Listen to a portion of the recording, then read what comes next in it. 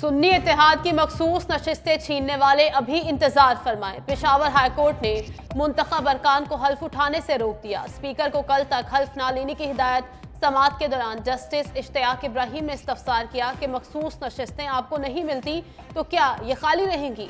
वकील ने जवाब दिया कि हम चाहते हैं जिनको सीटें दी गई हैं वो हल्फ ना लें। अदालत ने सुन्नी इत्तेहाद काउंसिल की दरख्वास्त मंजूर करते हुए फरीकैन को नोटिस जारी कर दिए। इलेक्शन कमीशन से जवाब तलब। Chief justice Peshawar high court ने 5 रुकनी लार्जर बेंच तश्कील दे दिया। अटॉर्नी जनरल और एडवोकेट जनरल को अदालती मुआवनत के लिए नोटिस जारी। मजीद समाअत कल होगी। पिलडाट ने आम इंतखाबात की शफाफियत पर ब्लैक डॉट लगा दिया। जायजा रिपोर्ट जारी। कहा आम इंतखाबात 2024 पाकिस्तान की तारीख के कम तरीन शफाफ इलेक्शन थे। फार्म 45 और 47 में फर्क के इल्जामात ने भी खदशात को बढ़ाया। इलेक्शन कमीशन की वेबसाइट पर फॉर्म्स की इशात में ताखीर हुई जिसने इलेक्शन की साख को मजीद नुकसान पहुंचाया। पोलिंग के दिन मोबाइल फोन और इंटरनेट सर्विसेज की मअतली ने न सिर्फ EMA से समझौता किया बल्कि इंतखाबी अमल में अवाम की शिरकत के लिए भी मुश्किलात पैदा की। रिपोर्ट में कहा इंतखाबात के शेड्यूल में काफ़ी ताखीर और सियासी जबर देखा गया। निगरान हुकूमतें जानिबदार रहीं।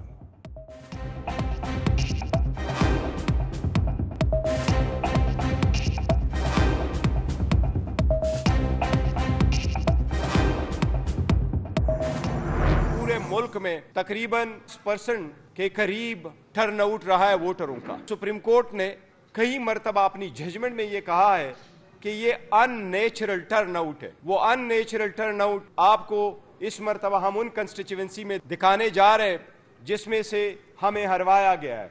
वो ऐसे कंस्टिट्यूएंसी है और ऐसे पोलिंग स्टेशन है जहां पर टर्नआउट इवन 100% से भी बढ़कर है। इलेक्शन कमीशन की लूज बॉल पर खिलाड़ियों का मास्टर स्ट्रोक। इंतखाबी इदारे के जारी फॉर्म 45 का पोस्टमार्टम कर दिया। प्रेस कॉन्फ्रेंस करते हुए बैरिस्टर गौहर ने कहा इंतखाबात में टर्न आउट 40% रहा। धांधली ज़दा फॉर्म 45 से कुछ जगहों पर टर्न आउट 100% से ऊपर कर दिया गया। ये नताइज तब्दील करके हमारी 180 सीटें खा गए। तैमूर सलीम झगड़ा बोले कल इलेक्शन कमीशन ने फॉर्म 45 अपलोड किए फिर कुछ डिलीट कर दिए। नवाज शरीफ के फॉर्म 45 पे 78 वोटों को 1378 कर दिया गया। पता नहीं 3 बार के वज़ीर आज़म को इतनी मदद की क्यों जरूरत थी। पेशावर के 9 हलकों में धांधली की गई। फॉर्म 45 अभी भी अपलोड नहीं किए।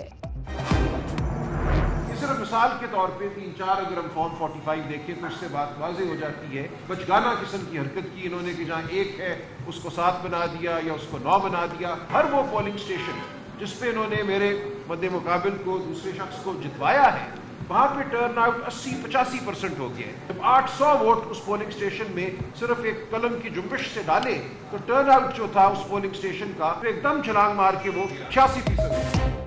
सलमान अकरम राजा इलेक्शन कमीशन के फॉर्म 45 पर आग बगोला। आदादोशुमार के गोरख धंधे का कच्चा छट्टा खोल दिया।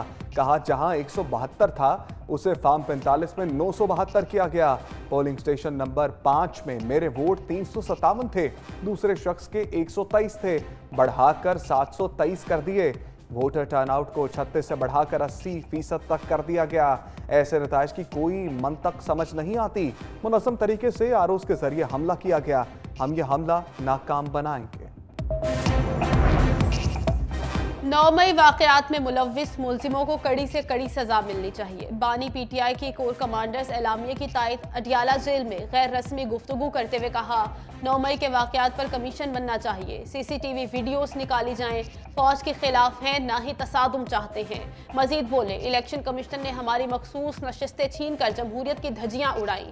IMF को ख़त इसलिए लिखा क्योंकि सियासी इस्तेहकाम के बगैर मुआशी इस्तेहकाम मुमकिन नहीं।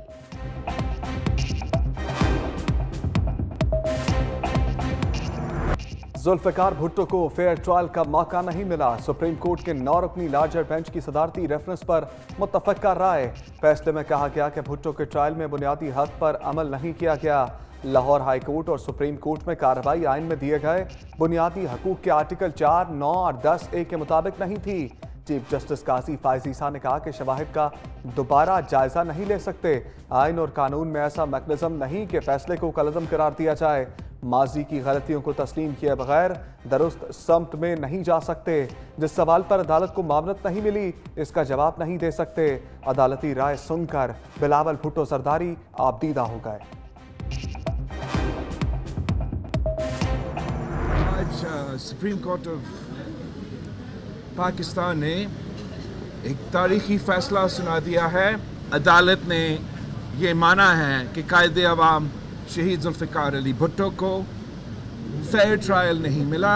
जुडिशरी ने ये वाज़ेह कहा कि हमें अपने माजी के गलतियों को दुरुस्त करने के लिए ये फ़ैसला सुना रहे हैं। 44 ईयर्स के बाद इस फैसला की वजह से पाकिस्तान इंशाअल्लाह ताला आगे जाके अब हम तरक्की कर सकेंगे। बिलावल ने भुट्टो सदारती रेफरेंस पर सुप्रीम कोर्ट की राय को तारीखी करार दे दिया। अदालत के बाहर मीडिया से गुफ्तगू करते हुए कहा कि 44 साल बाद तारीख दुरुस्त होने जा रही है। आसिफ जरदारी की जानिब से भेजे जाने वाले रेफरेंस पर अदालत ने तस्लीम किया कि साबिक वज़ीर आज़म को फेयर ट्रायल नहीं मिला। भुट्टो की फांसी ऐसा दाग था कि अवाम समझते थे इंसाफ मिलना मुश्किल है। इस फैसले से पाकिस्तान आगे जाएगा। वज़ीर आज़म शहबाज शरीफ की अदालती राय पर पीपल्स पार्टी की क़यादत को मुबारकबाद।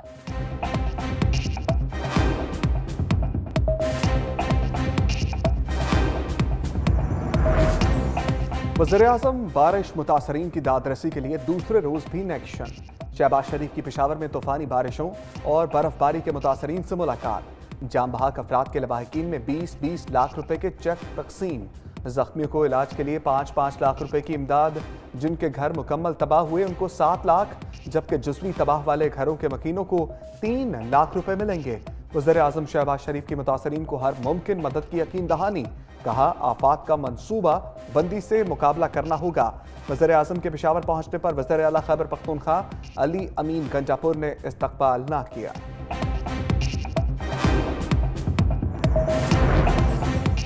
वज़ीर आज़म से सिपा सलार की अहम बैठक। वज़ीर आज़म हाउस पहुंचने पर शहबाज शरीफ ने आर्मी चीफ का इस्तकबाल किया। मुलाकात के दौरान जनरल आसिम मुनीर की वज़ीर आज़म को मनसब संभालने पर मुबारकबाद और नेक ख्वाहिशात का इजहार। पाक फौज के पेशा वराना और सिक्योरिटी उमूर पर भी बातचीत।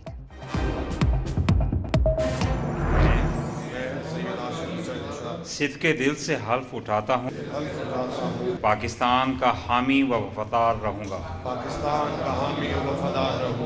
अल्लाह ताला मेरी मदद और रहनुमाई फरमाए, आमीन। मरियम नवाज को 18 रुकनी टीम मिल गई। पहले मरहले में सूबाई काबीना के लिए वज़रा ने हलफ उठा लिया। मरियम औरंगज़ेब सीनियर वज़ीर मुकर्रर। अज़मा बुखारी, सलमान रफ़ीक और ख्वाजा इमरान नज़ीर भी वज़ीर बन गए। बिलाल यासीन, सुहेल अहमद खान, रमेश सिंह, खलील ताहिर संधू, शेर अली गोरजानी और सुहेल शौकत भी काबीना का हिस्सा। वज़रा के कलमदानों का ऐलान भी कर दिया गया। मुश्तबा शजाउर रहमान को खजाने की चाबी मिल गई।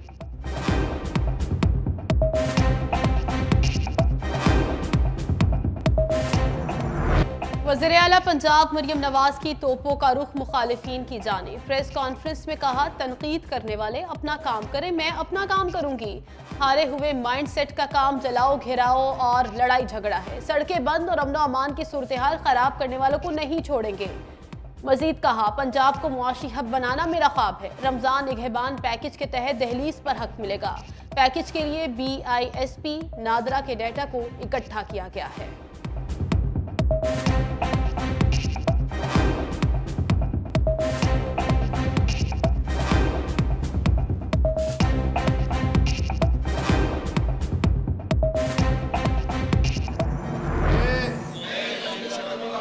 सदके दिल से हलफ उठाता हूँ पाकिस्तान का हामी व वफादार रहूँगा।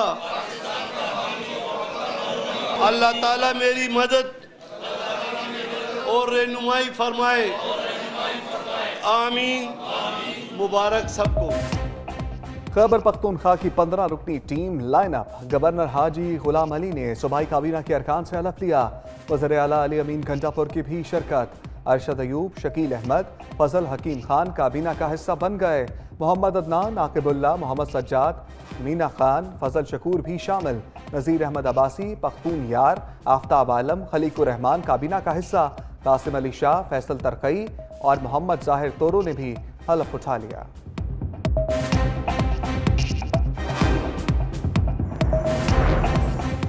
सुन्नी इत्तेहाद की छीनी गई नशिस्तें ज्यादा, लेने वाले कम पड़ गए। मुस्लिम लीग नून की कौमी असम्बली के लिए पंजाब से तरजीही फहरिस्त खत्म हो गई। इलेक्शन कमीशन ने मजीद 9 खवातीन के नाम मांग लिए। खवातीन उम्मीदवार 8 और 9 मार्च को कागजात नामजदगी जमा करा सकेंगी। तरजीही फहरिस्त 20 मार्च को जारी की जाएगी।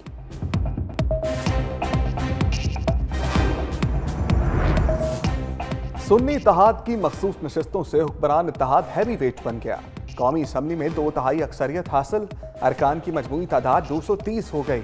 नून लीग के अरकान की तादाद 123, पीपल्स पार्टी के 73, MQM के 22, काफ लीग के 5 और IPP के 4 अरकान। सुन्नी इत्तेहाद कौंसिल की नशिस्तें 92 से 82 हो गई।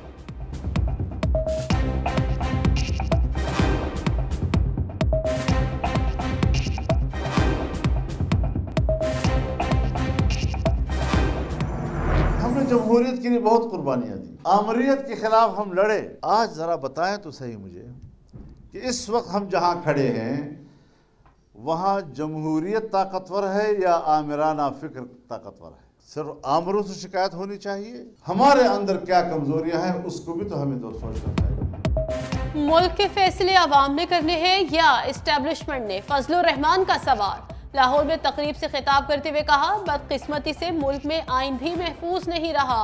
धांधली ज़दा इंतखाबात तस्लीम ना करना मेरी घुट्टी में शामिल है। इख्तलाफात के बावजूद सियासतदानों का एहतराम करते हैं।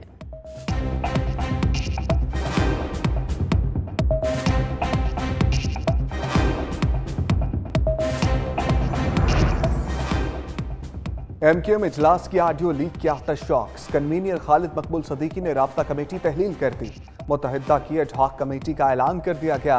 राब्ता कमेटी के गुज़श्ता इजलास की ऑडियो मंजर आम पर आई थी।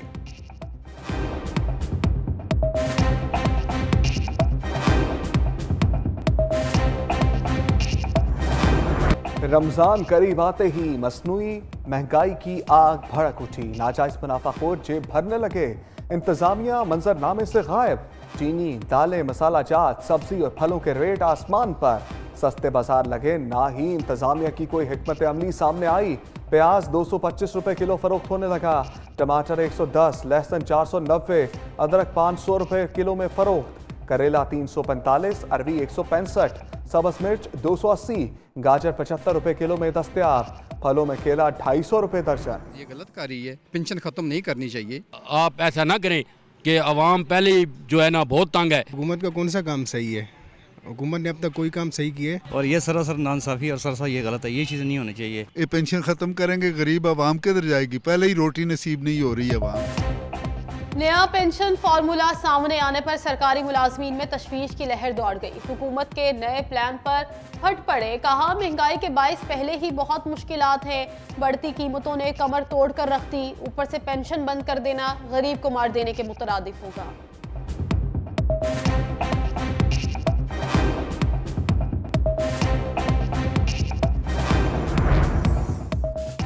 बानिए तहरीक इंसाफ के खिलाफ एक और केस फैसला कुन मरहले में। साबिक वज़ीर आज़म और अहलिया के खिलाफ 19 करोड़ पाउंड स्कैंडल केस। नैब के 2 गवाहों के बयानात कलमबंद, जरा मुकम्मल। सेशन कोर्ट का सुपरिटेंडेंट अडयाला जेल को तौहीन अदालत का नोटिस। आइंदा समात पर तहरीरी जवाब जमा कराने का हुक्म। मजीद समात 11 मार्च तक मुलतवी। एहतसाब अदालत से इश्तिहारी करार दिए जाने वाले हुसैन नवाज और हसन नवाज का वतन वापसी का फैसला। 12 मार्च को पाकिस्तान आएंगे। एवन फील्ड रेफरेंस में जारी दायमी वारंट गिरफ्तारी मुअत्तल करने की दरख्वास्त दायर कर दी। जज नासिर जावेद राना ने तफ्तीशी अफसर को कल के लिए नोटिस जारी कर दिया।